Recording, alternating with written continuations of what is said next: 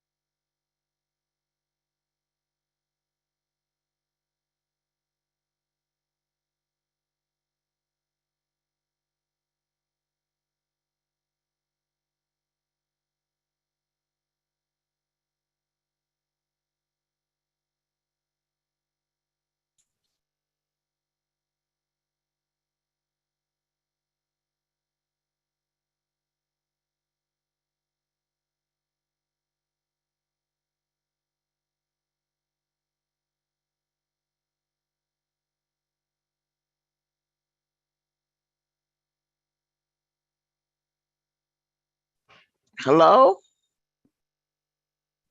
Hello. Good afternoon. We're just allowing some time for folks to join in. Welcome, everybody. Hope everyone's doing well.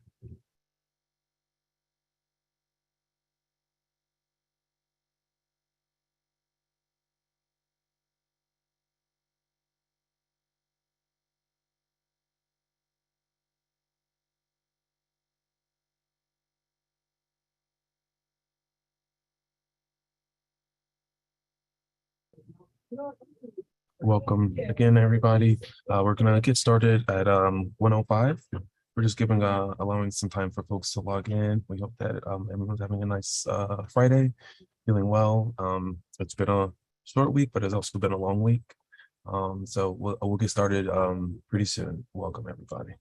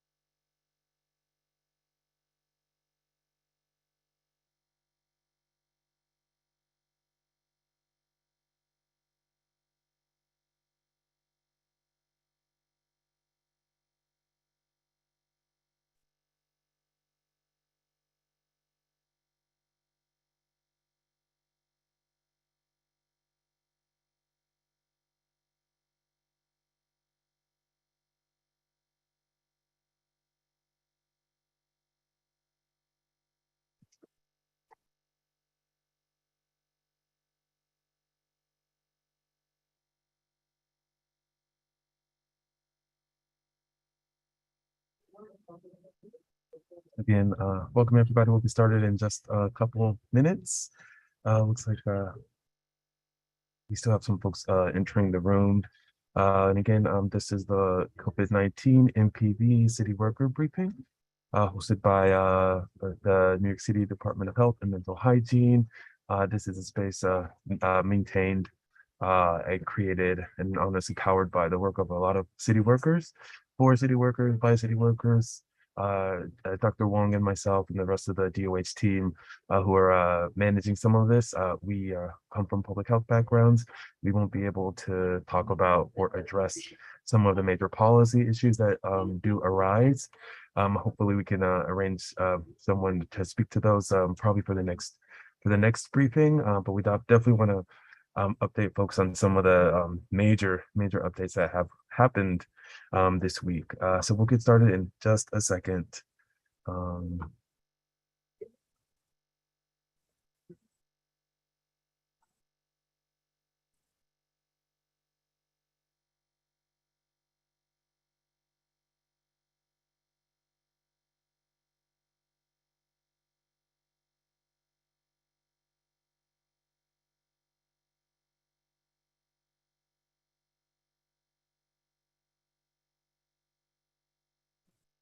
I think that we can go ahead. Again, welcome everybody. So we'll be providing the updates. Thank you. This is a recorded session. We record them and archive them. Hopefully we can get authorized for posting, but we still have not gotten an official release of that. But yeah, so welcome to the City Workers Briefing. Today is September 9th. And we'll hop right to it because we want to leave some room for questions. So we like to start the presentation by overviewing what's going on in COVID-19 because we are still in the midst of this health crisis. And on the screen, you'll see a summary of the last what's been going on in the city of the last 7 days. A percent positivity has come down over the last 7 days. It was above 10 just a few weeks ago. Now we're going towards below 9 and continuing to go in that direction. In terms of cases and the case rates, we've also seen the hospitalizations of folks with COVID-19 also going down in the right direction, and the number of deaths due to COVID-19 have also come down. On this slide, you can see a visualization of what's going on, and basically we like to show this data, this representation. Each blue line represents one of the 5 boroughs, and as you can see, all of the boroughs are in that downward slope.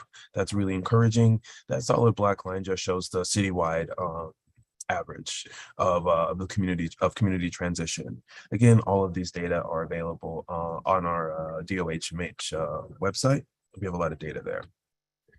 So in terms of recommendations on who should get vaccinated, those have not changed. On the next slide, we'll talk through some of the updates on what has changed, namely boosters. We've come a very long way in the world of boosters. But right now, anyone who's 6 months and older can be vaccinated. We'll talk about some of the data in terms of vaccines, but I think for the health department, some of our main goals for vaccination and for as we enter a cold and flu season is really making sure that we vaccinate everyone who's eligible, but really focusing on the folks who are the most at risk. So that's folks, older folks, 65 and older. That's folks living with underlying conditions, who would definitely benefit from a booster. So yeah, those are some of the main focuses in making sure that we kind of get that when we look at boosters and these recommendations, it's been over a year since these vaccines have been out, and as we have seen over the last few months, vaccine status has different meanings nowadays. It's not enough just to be fully vaxxed or just to have been boosted by the last season. When we look into this new year, new season, and even new variants compared to last year around this time, it's more about getting that boost. And for folks who are still yet to be vaccinated for primarily against COVID-19, it's still not too late. Folks should definitely be considering getting vaccinated, especially going to the cold and winter season. With the circulating Omicron variants that are out there now.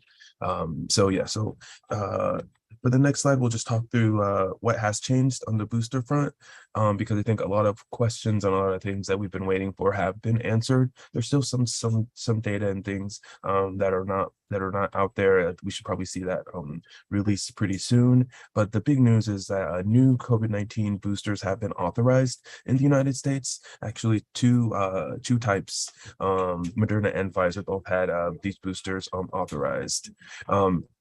Last week, the CDC Advisory Committee, this ACIP group that meets with folks from around the nation, vaccine experts, public health folks, to review some of the data and kind of review what's going on with these boosters for safety and efficacy, and they all recommended recommended authorization for these new boosters. So for the Pfizer boosters authorized for people 12 years and older, and for people for Moderna, the booster is authorized for people 18 and older. But both of these boosters have been updated. So this is the first update. If folks do remember, the other boosters were with an additional dose or boosting dose of the similar formulation, which was developed for the original strain. of COVID-19. These new boosters have actually been updated to include protection against Omicron, the BA4 and the BA5 spike proteins. Using, building on the knowledge and understanding that we have from, on COVID-19 vaccines, but also with influenza, which is the annual shot is formulated based on circulating variants of the flu. Building on that understanding and knowledge, we've been able to update the Omicron update the COVID-19 vaccine for boosting against BA4 and BA5. The thought is that when updating the vaccine for these circulating for the variants that are circulating right now will hopefully prevent reestablish some of the protection that we have that the variants through their mutations have kind of bypass. They found ways to evade some of the vaccine immunity and natural immunity from folks who had been infected by other variants. So the hope is that these new boosters when folks get them, that the protection against BA4 and BA5 will be greater. We hope that hopefully less continue to build on the fact that the boosters and vaccines prevent some of the more severe complications and illness. We also know, and the thought is it's a minor change to kind of include the spike proteins from BA4 and 5. So the safety profile we expect to be the same. That was a part of the review process as well. So the safety profile, the side effect profile, how folks tolerate the vaccine should be pretty similar to how folks have been tolerating the original vaccines. So that's kind of the bigger overview for boosters. There's a lot of data that's still forthcoming on the boosters in terms of some of the long-term human trials that are out. There's some animals trial data checking immune response. So there's a lot that is going to come out of that's going to some more information and resources around the boosters will be released soon, or will be made publicly available, and we will definitely dig through it and make sure that we can on future updates provide some more of that background. As these boosters were just recently released, a lot of the public facing data, public-facing information and other things are still in development. So folks should be seeing some of that coming out of the health department pretty soon. Just because we want to get that information out so folks can disseminate it. But folks are actually able to start getting vaccinated with these boosters already in New York City. I hope that was a lot, but I hope I covered most of the salient points, and we'll definitely pause for any questions later. Just wanted to kind of give an overview of some of the vaccine data. I'm looking at kind of where we have been, in terms of getting folks, primary vaccines, and having folks being boosted. This is an ongoing process, but as we move into this new cold and flu season, I think the goals would be hopefully that we can get folks boosted at levels that we saw folks being vaccinated, seeing that, for adults, 18 to 24 across across all the age groups, seeing these really high rates of vaccination in the 80s, and even in the 60s for some of the more older folks. Hopefully we can get booster numbers that high. Folks will be asking about mandates and other things. Can't really speak about mandates. I know in general, I don't know if a lot of folks are really interested in kind of deploying mandates, but yeah, can't really speak to that. Looking to the right of the screen, just a kind of bigger overview of the vaccination data for children. If you look at the bottom, it's apologies, it is very small, but I think it just shows, getting vaccine rates for people 13 to 17 is great, but we definitely still have a ways to go for some of the youngest kids, and even we have a ways to go for people 5 to 12 as well. Cold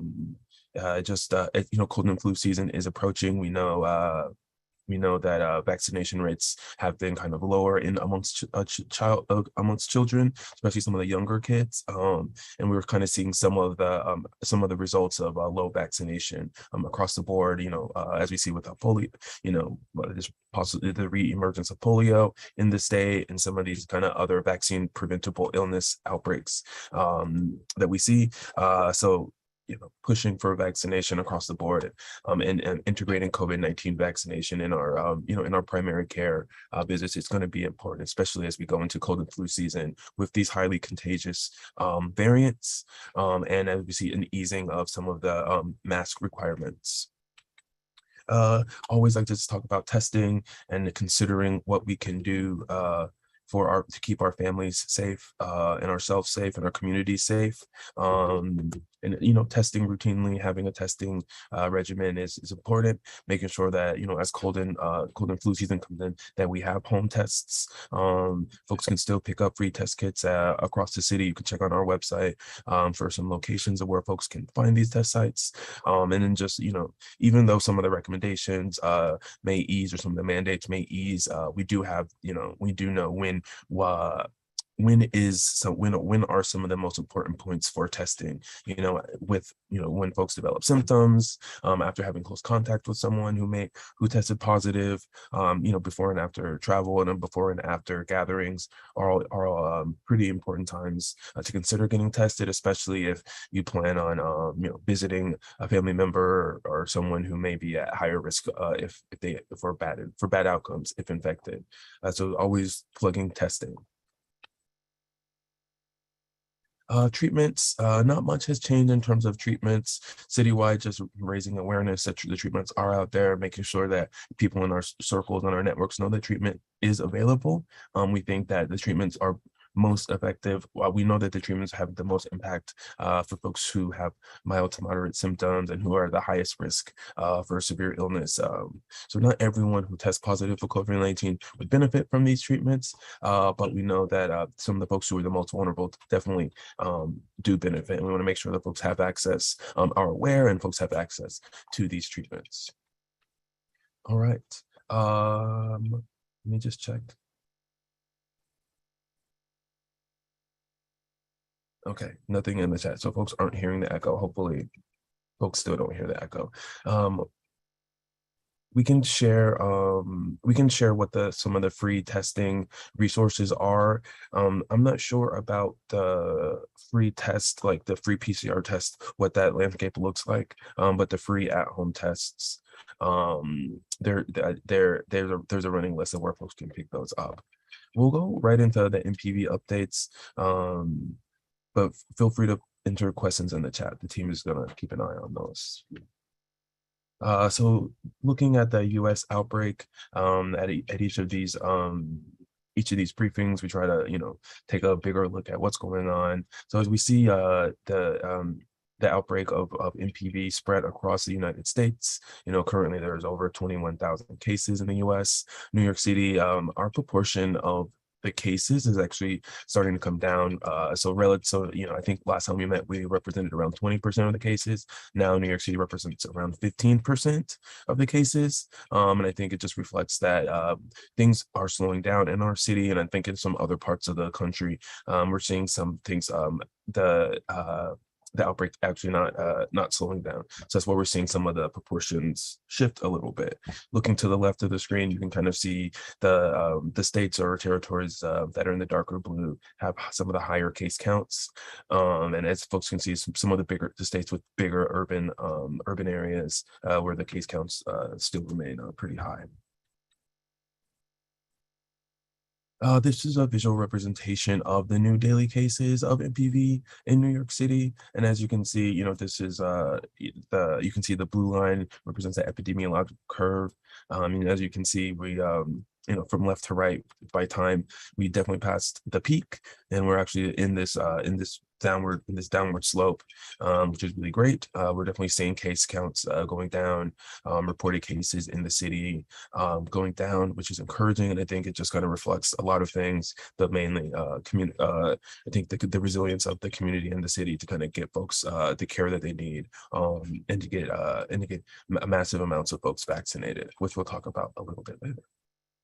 So not really much to add in terms of who is at risk, but I think for everyone on the phone, just thinking about what's the risk for the general public.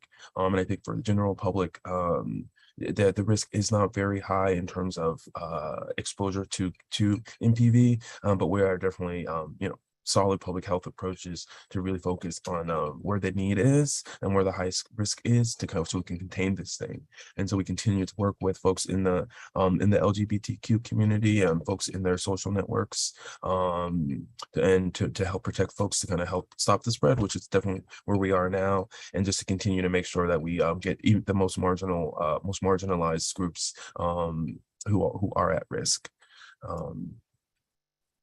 In terms of spread, when we think about messaging, we know that this is a contagious disease that's mostly spread through direct contact, through with someone who is infected. We think that the direct contact has to be a bit more prolonged. We're not seeing transmission through casual contact. We're seeing it more through prolonged face-to-face contact, contact with clothing or bedding, or other items that someone who is infected may have, like sharing a bed, sharing a towel, or other things, but not brushing against. And then also there is a minor element of larger respiratory droplets. We're still investigating. The jury's still out in terms of spread before and after symptoms, and also just looking at is it possible for folks to spread this thing in an to be infected and be asymptomatic. I don't think as we've seen with COVID, which has been one of the main factors in contributing to COVID being able to spread so fast. Luckily, thankfully, knock on wood, MPV does not operate like that as we see, and so we're still trying to understand some of the nature of the spread in terms of the pre-symptomatic, post-symptomatic period. So still haven't gotten some of that data, but in general, we do know that people are the most contagious at the time when the symptoms start. I've quoted before, when folks do have symptoms and have lesions, the amount of virus on the active lesions is really high. So we just know, coming in contact with the lesions is the primary mode of transmission. Symptoms won't really go too deep in the symptoms. That hasn't really changed. Just knowing that it usually starts within 2 weeks, but can go as long as 3 days after an exposure. And again, there's like a typical rash, but in this current outbreak, it's been kind of atypical or not typical. So the rash can look many different ways. The rashes are, like other pox illnesses. I think for a lot of folks who may remember chickenpox, these lesions, they have different, they have a whole trajectory. They can start as a flat red patch and then develop into a more organized pimple-like lesion, which can eventually open up and kind of be an open, a small open wound. But anyways, these things, it can look multiple different ways. We also know that the lesions can actually they don't all come at the same time. So it can be a gradual thing. And we're hearing from a lot of the case reports, most folks, I think everyone who gets it is having these lesions, but the reports of how they develop, when and where has been a bit different. But I think the awareness and diagnosis and diagnosing and testing for MPV is definitely a much higher, very high in the city. And I think that's just from a lot of folks in the medical community staying up to date, learning about the symptoms and being able to diagnose them. And then also just highlighting there is this period where folks can have a flu-like or COVID-like illness. So folks, some folks may think, oh, I have COVID or not. They may test negative and then be like, oh, I'm good. But then if you develop the skin findings in a couple of days, MPV should definitely be in your differential, or should be in your mind. All right. So a lot of big updates. And I think one of the big highlights in terms of the vaccine news. So there was a press release that came from the health department yesterday evening, just announcing an expansion of vaccines across the city. As folks may remember, we were definitely in a supply in a low supply area. We're definitely getting in a much better place with that. And so as we have more vaccine available in the city, we've actually been able to expand access. So we are opening a new vaccine brick and mortar site in Tremont. That's going to be open for first dose walk-ins in the Bronx. Recognizing that the Bronx as a borough has been undervaxxed. walk-in appointments, walk-ins rather, are up there and available for folks living in the Bronx. And as of this afternoon, 16,000 new appointments will be made available for first and second doses, because a lot of folks who got vaccinated a few weeks ago are, I guess a few months ago at this point, who are actually eligible. So the second dose appointments have been opened up for folks who got their first dose of the MPV vaccine before July 23rd. So those folks are encouraged to go get their vaccines. Right now, it's for folks who are about 10 weeks after being vaccinated. But I think maybe like 10 to 8 weeks. The ultimate goal is to get enough vaccine so we can get everyone vaccinated closer to 4 weeks, which was how the vaccine was studied. But I guess I think that we should get there soon. I think that's it for updates. We can share a link for the press release if folks want to read more. Really, really encouraging to kind of see that how far we have come. For vaccine eligibility, that has expanded a bit as well too. If you kind of look at some of the eligibility criteria, so for folks who are sex workers or anyone engaging in survival sex or transactional sex, folks of any gender orientation or gender identity, those folks are eligible to get vaccinated based on age. Yeah, and again, just recognizing that the MPV doesn't discriminate for sexual orientation or gender identity, but for folks who do have increased intimate contact with multiple people, recognizing that is a risk.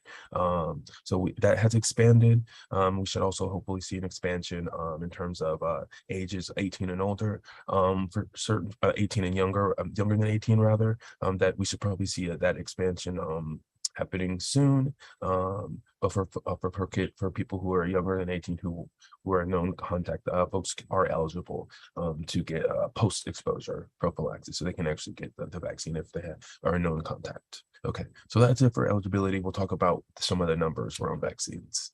So New York City, proud to say we vaccinated over 88,000 doses have gone out as of earlier this week. As we continue to vax throughout the weekend and open up sites over the weekend for making these walk-in appointments available. Hopefully we can see that expand because those 88,000 first doses hopefully will translate into 88,000 second doses as well over the next few weeks. So that's really encouraging.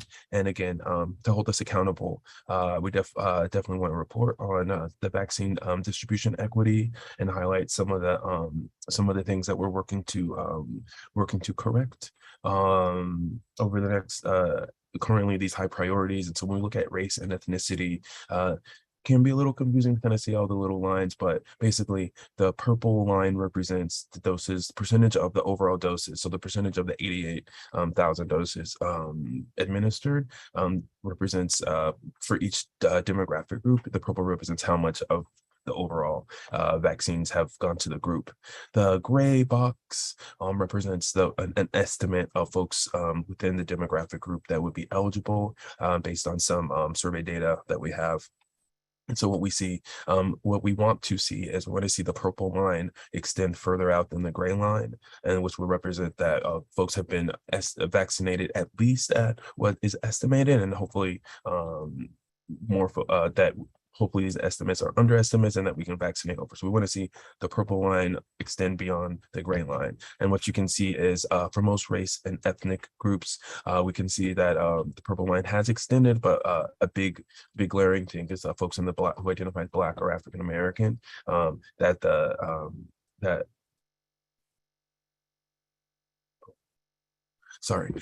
folks who identify as Black or African American have been under vax from what we think the estimated eligibility is. So we have a ways to go to get folks in that community vaccinated. And when we look in terms of boroughs, we see the gray line or the percent estimated eligible is farther out than the Bronx. So there's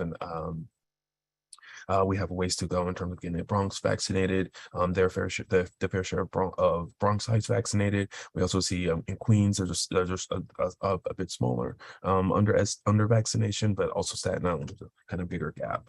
So keeping an eye on race and ethnicity, borough, but also age as well. I think getting folks 18 and older vaccinated, they're a bit under vax compared to estimates, and then for folks 45 and older, they're a bit under vax based on the estimates. So definitely working with folks to working with community partners across the city to make sure that we consider all of these different dimensions and make sure that we get folks who are eligible vaccinated and protected.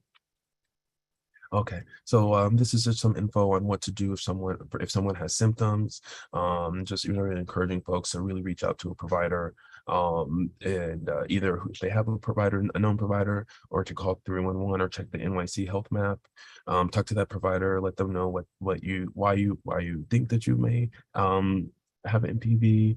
So what are some of the exposures? And in that time where folks are looking for a diagnosis, to really just behave as if you have it, so that you don't potentially spread it, trying to isolate or stay home as much as you can, so that you can minimize risk to others as well. For care and treatment, nothing has really changed on the care and treatment side.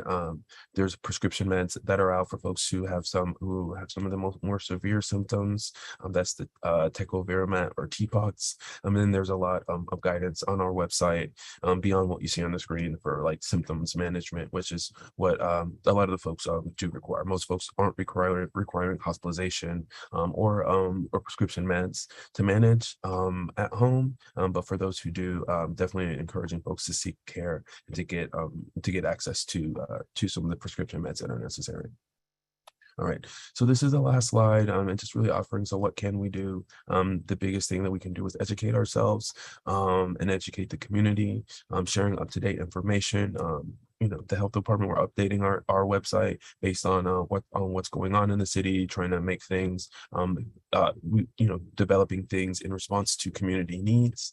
There should be I think folks should keep an eye out for a one-pager just explaining some of the details of vaccination. They're getting a lot of questions about side effects and other things, so making sure that that information on all of those frequently asked questions are available on the website.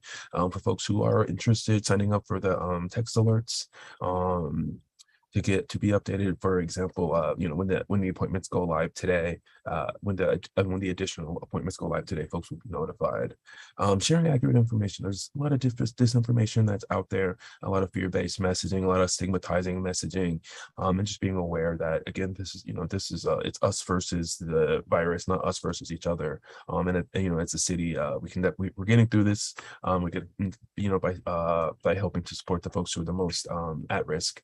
So we just got to continue to do that, and really, support the communities that need it the most. Learning about the symptoms, educating ourselves again is really important, and then just really helping support folks who need it. So it's a tough time, as difficult times living in the world today, looking at some headlines and all that stuff. Just encouraging folks that keep the faith, keep the hope, and if folks do need to talk to someone, that NYC Well is available, or they can phone a friend or find out some of the other mental health resources to help manage. So we can stop there. I'll stop sharing the screen. I think we have some time for questions. Thank you.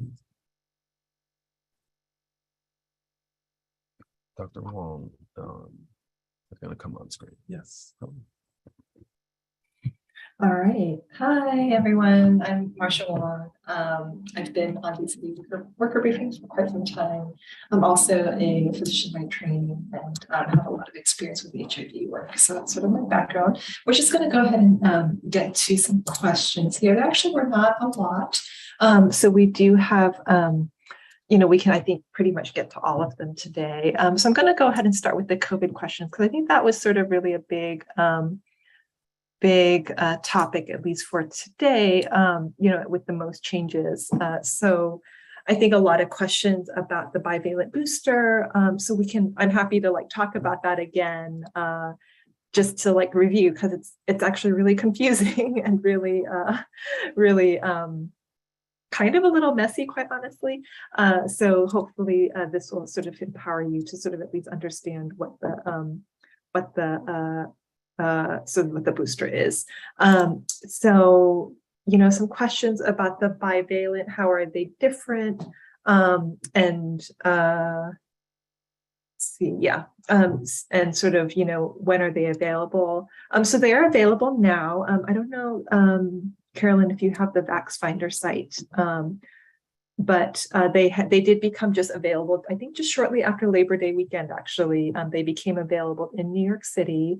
So they were very, very recently approved. And basically, there's two, so the way I think of it is there's sort of the original vaccine, which is what we've been living with this whole time, you know, the Pfizer 2 doses, the J&J 1 dose, and the Moderna 2 doses, right? And so that's what we're calling sort of fully vaccinated. So, so that definition, fully vaccinated, the 2 of the mRNA vaccines or the 1 of the J&J vaccine. So those are sort of the original vaccines. And now, basically, what CDC is saying and what the recommendation is we no longer, you know, we used to do boosting and there was all this talk about like first booster, second booster. Now the first booster, second booster does not exist, at least for 12 and above.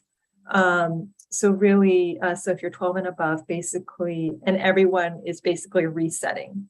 And so basically, you know, in order to be considered sort of up to date on vaccines or fully boosted, everyone's starting at 0 now, regardless of however many other boosters you've gotten. And really, in order to be considered like sort of up to date or fully boosted, is really to get 1 dose of this new sort of Omicron vaccine. The Omicron vaccine has actually does have sort of one of the earlier strains, it's called the beta strain, has one of the earlier strains in the vaccine as well. So it's very close to sort of the original COVID, you know, a long time, what feels like a long time ago. And also the most recent strains, if you heard BA4, BA5. So that's what the new booster contains. So just to kind of delve a little bit more into the science, so you know kind of exactly what it is. But basically, you cannot get boosted with sort of like the original anymore. That's only if you have not yet gotten any vaccines. So hopefully that's a little bit more clear. In terms of younger, so you know, 12 and under, there's still there are plans to have a booster, like an Omicron booster. Or what we call the bivalent booster for that age group, but they're still undergoing trials right now. And I don't really know when those are going to come out, but they are in plan. There are sort of testing going on around those right now. Okay. Just really briefly on the free testing site, I did post just, you know, the city sites still are running, and that is a place where you can get free testing.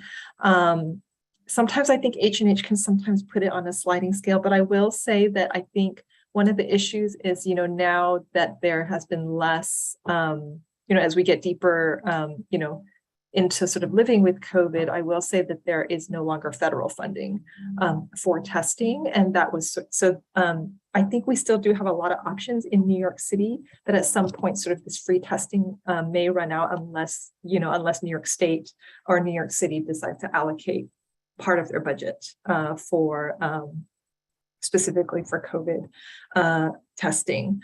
Certainly any of your libraries can provide home test kits. I think every time you know, I've done this many times, you go, also the schools, if your child is in a public school, they are also handing out, that's another place you can get free test kits. So those are 2 options. And then the city, in terms of PCRs, then it would be the city run sites. I'm not totally sure, like if you know, I'm sure H&H or, you know, the FQHCs, the federally qualified health centers, are also providing free services as well. But I don't know if they put people on sliding scale or not. So that would be a piece that I'm not totally sure if there actually would be some out-of-pocket fees.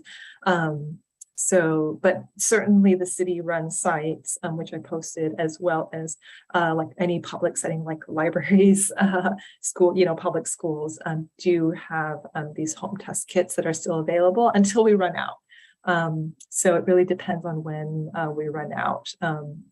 But we may be, I don't know how much stock we have left over from like the previous federal funding.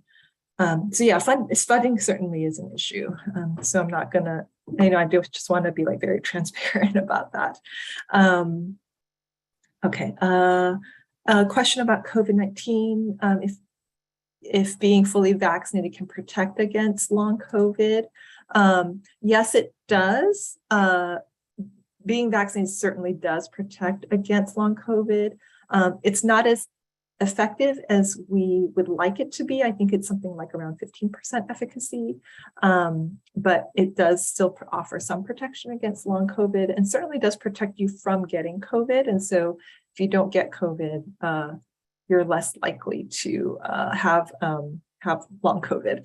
And then there was sort of a question about, when people develop COVID-19 a second time, is that a sign of long COVID? And the answer is no. People are getting infected with COVID multiple times. And it really does not, that does not mean you have long COVID. It just means you got COVID again. With that said, I don't think we know the effect of people getting COVID multiple times. If that will lead to long COVID, we don't really know.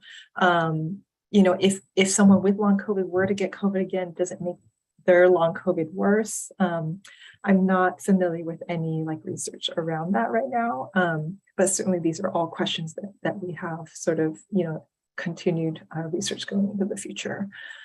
Anything to add so far? Otherwise I'll keep going. Okay. Okay, if COVID-19 is still a pandemic, why is the mask mandate requirement for vaccines and COVID-19 testing being lifted? Great question. This is always a struggle in terms of, whether or not to continue calling something a pandemic or not. I think very much we're sort of in this phase of kind of living with COVID, recognizing that it's just out there, sort of like the flu, although certainly it still seems more severe and more deadly than the flu, even with the vaccines. But I think some of it is due to, at least in New York City, a large percentage of the population being vaccinated. So I think that's really changed sort of the landscape of how COVID looks in the city. But with that said, I think some of these are also sort of policy and political decisions. So it's very hard to sort of tease all that stuff out and way beyond my pay grade, actually. So I'll leave it at that. But some parts of public health are inherently political. So yeah, I think I'll leave it at that. I don't know if you want to add anything else. You did a good job. Okay, let me see if I'll ask Dr. Watkins' question. Are we continuing updates after September? We might be headed into a challenging fall. I'm not sure. Yeah, we'll see how that goes with live too. Maybe the frequency may come down a bit, but we'll see. Definitely dedicated to keeping city workers informed. Okay. I think we have mostly COVID questions here, so I'll just keep going. So these are all from the chat now. Okay, so I think the question is, do they have any vaccines for this? Is this mean the flu, COVID, or monkeypox? Is it the flu, maybe? We do have flu vaccines. We definitely are recommending them. You can get a COVID vaccine and a flu vaccine at the same time if you want to, and that is very safe. You might have 2 sore arms, but other than that, there's not an increased reaction or anything like that. And so you absolutely can get the flu and the COVID vaccine at the same time. I guess I'll just answer, since we have time, I'll just answer for all of them. So yes, flu, Omicron, the bivalent Omicron booster, all available. You can find them on the VaxFinder website. I also think, the major pharmacies have them, like CVS and Duane Reade. And in terms of monkeypox vaccine, I think Dr. Watkins answered that question. It is available, but in very limited supply, and you have to meet like the eligibility criteria. Okay. If someone has a bad reaction to booster, who should we consult about receiving the new vaccine? Sort of not really knowing what that bad reaction is. Certainly if it was something like, my throat closed and I broke out in hives, I guess I would say, yeah, you should not get any more COVID vaccines. But short of that, if it was something else, I would probably, without really knowing what the reaction was, it would probably be talking to your primary care provider. The other option, I think, if you would like, is sometimes you can also call the H&H Virtual Express Care. We're not in a position to sort of advise for like individual decisions about the vaccines. Really, it's sort of talking to your primary care provider that knows you the best, or you can also call Virtual Express Care with H&H, or you can actually call 311, and there is an option to talk to, there's a nurse line where they can kind of talk to you about your individual situation. So if you go through the phone tree, there actually is a nurse's call line where you can ask sort of the specific COVID vaccine questions. Okay. Okay, so home tests seem less sensitive for Omicron. I don't have any real comments about that. I think there has been some chatter. There's also questions, I think, oral saliva testing being a little bit more accurate for Omicron than like swabbing the nose. I'm not totally up to date with the literature for testing. At the same time, I don't know if we have other tests available, or we don't have any Omicron specific tests available right now. So I think that's sort of the best we have. I think the PCRs are still pretty good, like very, very accurate. I think that it's the question of the home test kits. And so, in order to really ensure, we always recommend doing 2 home test kits if you can. I know they're expensive and sometimes and harder to come by. But yeah, we usually recommend, if you're super worried that it could be COVID and you're not confident in the test, to do more than one spread out, 24 to 48 hours apart. Yeah, I think the only thing I'll add is, as the virus mutates, there may be some diminished or lessened sensitivity, but it hasn't from what we're seeing, it hasn't rendered these tests useless. I think that they're still very important, but we're just encouraging folks to test multiple times. I guess as you keep looking, there's a question about how folks can get infected after being vaccinated, and the reality is that these vaccines are not perfect. We're trying to elicit an immune response, but they're really great at doing certain things. But it also just understanding, we have limits to what the vaccines can do, and this virus is actually mutating a lot. And so I think it's because of the mutation and the way that it's able to escape the immunity that our bodies are able to mount. Sometimes that's kind of why we are seeing that folks have been have been infected after vaccines. Folks have also been able to see, how the vaccine for the original strain, how they were able to they were really good, really effective. They could actually prevent infections, but this thing mutated. And so that's kind of why we find ourselves here. But, we do have a lot of skills and resources to make these updated vaccines. So hopefully we can regain some of the things that some of the protection that we lost with some of the mutations. All right. Yeah, I would agree with that. So there was sort of a mismatch between the virus and the vaccine, and I am actually cautiously hopeful for this Omicron vaccine because it is specific to the strain that's in circulation right now. But it is a virus that mutates quickly, so we may need to get similar to the flu, we may need to get a COVID vaccine once a year to cover whatever sort of flavor of COVID is around, sort of mainly through the winter. So yeah. Certainly, yeah, the vaccines are not perfect, but it does really protect from hospitalization and death. And you can really, if you've been with us in the past in terms of previous city worker briefings, we really have seen a huge drop off in hospitalizations and deaths. If you really think about that first, like really traumatizing, terrible wave where many of us lost friends and family, that's not what COVID looks like today. And that really is due to vaccines. And so, yes, I think, yes, we've all gotten it despite being vaccinated, but we haven't died of it the way that people did in that first wave. Okay, sorry.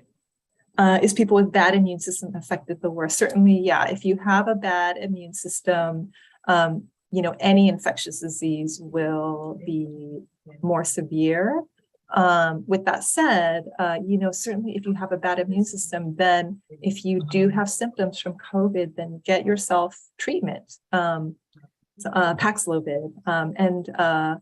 There is a COVID hotline that you can call. I think it's like 212 COVID-19 actually. And there is a way to get you to talk to somebody to be able to get you onto treatment, onto Paxlovid. So definitely highly recommend. And then for people with really, really severe immunocompromise, where, like you really have no immune system, then we highly recommend Evusheld, which is a shot that you can get every 6 months to actually, it's very effective in terms of protecting you from getting COVID. Yeah, COVID is much more deadly than monkeypox for sure.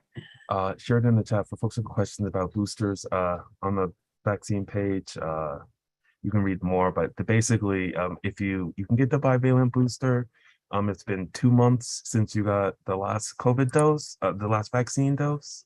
And for folks who've been infected, you can wait. We think that the protection post-infection lasts up to about 3 months. That's where we are now. So folks can delay. If folks were infected within the last 3 months, you can space it out a little bit, because as we do know, there is that protection that you can get after your body recovers. And here I'll share the link for folks who want to learn more about boosters there. We have a few more minutes. Want to make sure we. Yeah, if we have a few minutes and there's not other questions, I'm happy to share my screen and show you the vaccine finder. Would that be helpful to folks? Because I think it is super confusing. I was looking at it this morning, actually. So give me 1 second. Let me see if I can pull up the vax finder.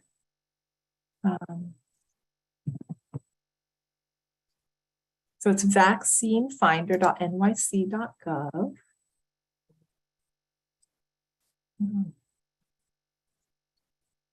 Okay, got it. Sorry, my computer's a little bit slow. Let me see if I can share my screen. Oh, okay. Am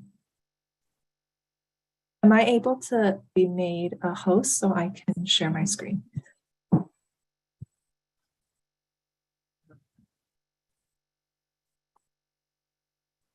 No,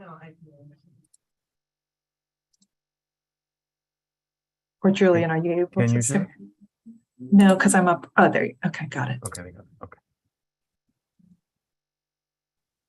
Okay, can you see my screen? Yes. And so basically, yeah, so this is actually vaccinefinder.nyc.gov. So this actually has 3 options for vaccines: COVID-19, flu, and monkeypox. And so when you click, so I'm going to click on COVID-19 here. You can also enter a zip code up here. So for things that are close to you. And so I will say it's very confusing.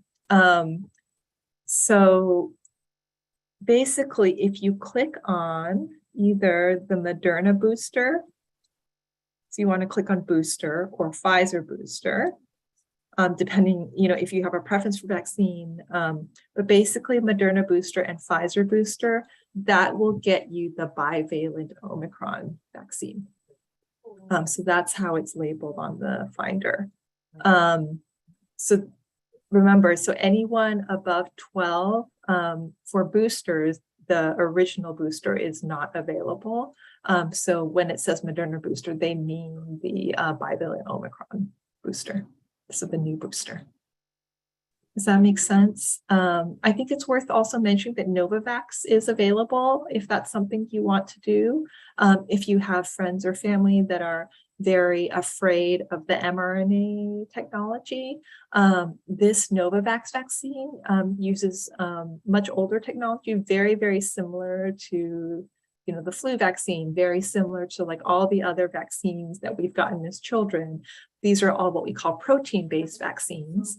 And so Novavax is a protein-based vaccine. It has very similar efficacy to the mRNA vaccines, but Novavax is also available. So that just to let folks know if people are worried about mRNA vaccines and want to get a protein vaccine, which is older, much older vaccine technology, that is an option. And then everything else is sort of primary series as well as the kid ones. So, okay. All right, so I'll stop sharing. Okay. All right. I think other questions were sort of answered in the chat. I think we've gotten to all the questions unless anybody wants to flag something. Oh, polio. Yeah, we can really briefly. I think we have like 5 more minutes. I see a polio question as well as one monkeypox question. Any vaccine push to address new polio issue? Yeah, so I think Julian posted in the chat, but basically for polio, we are seeing polio in the New York City wastewater. I have not heard of any new polio cases aside from the, I think the one, I believe in Rockland County, so not in New York City. But polio is a virus that people can have, but not have any symptoms. But occasionally it can cause like paralysis, as you may have seen, older photos of people in iron lungs and things like that. And so what that represents with polio in the wastewater, meaning that there is polio going around in New York City. We have not yet had a case, so we. Right now it seems like people who do have it don't have any symptoms, which means we can't detect them basically. And so, but we haven't had a case of paralysis yet in New York City. But what the health department is doing is targeting specific communities where there's under vaccination of the population. And making sure, I think the biggest take home is you're supposed to have 4 polio doses. You usually get them as a child. And if you have gotten those 4 doses, you should be fine. So you just want to make sure that you do have those 4 doses, which, if you follow the regular, vaccination process, you should have gotten 4 doses of polio.